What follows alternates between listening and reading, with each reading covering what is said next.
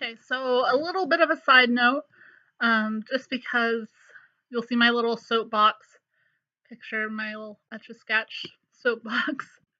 Um, this is really just something that I'm incredibly passionate about, and it's specifically like my belief. I will say that there's people out there that are amazing professionals that don't fully hold this belief.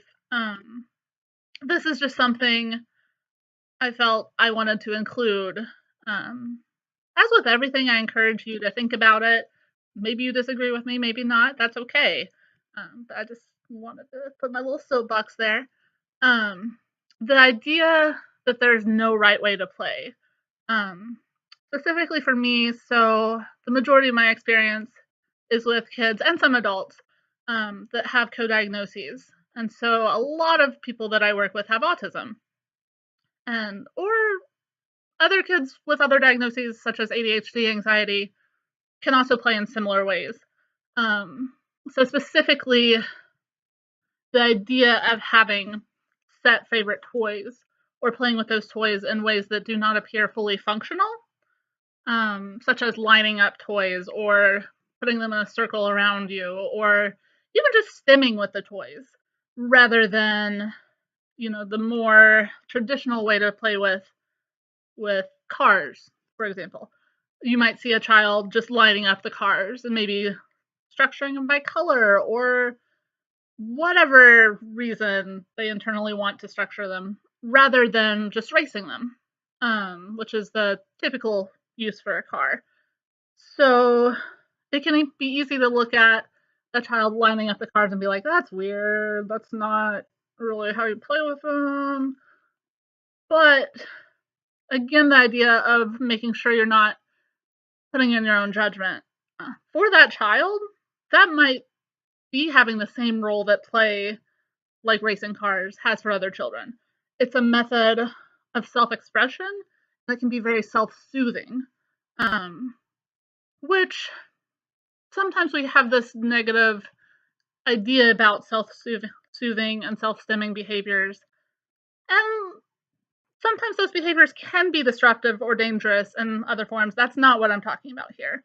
Um, I'm talking about different things that sometimes children with autism, with ADHD, anxiety will do that doesn't make sense to other people but is soothing for them. I mean, we all kind of have things like that. Swinging, for example, is a self soothing behavior that is acceptable, is functional, if you will. Um, the important thing when you're supporting children, especially children with autism or other needs, in play, is to take the idea of functional and not just looking at it as functional. Play is not always just functional. There's a lot more to it. Taking the approach of maybe it has a function for them. Maybe that's something they found that helps calm them, or maybe that's just really how they like to play with their toys. There's nothing wrong with that. It's not harming anyone. Um, there are ways to support and help children connect socially, even getting on their level and talking about the cars with them. Why do you like them in this order? Figuring out what's going on, not forcing them to play in a different way, because that's not really our role. It is our role to maybe help them connect with others that might like similar approaches, or help them explore other ideas but not separate them from that soothing type of play. I hope that makes sense and clarifies a little bit.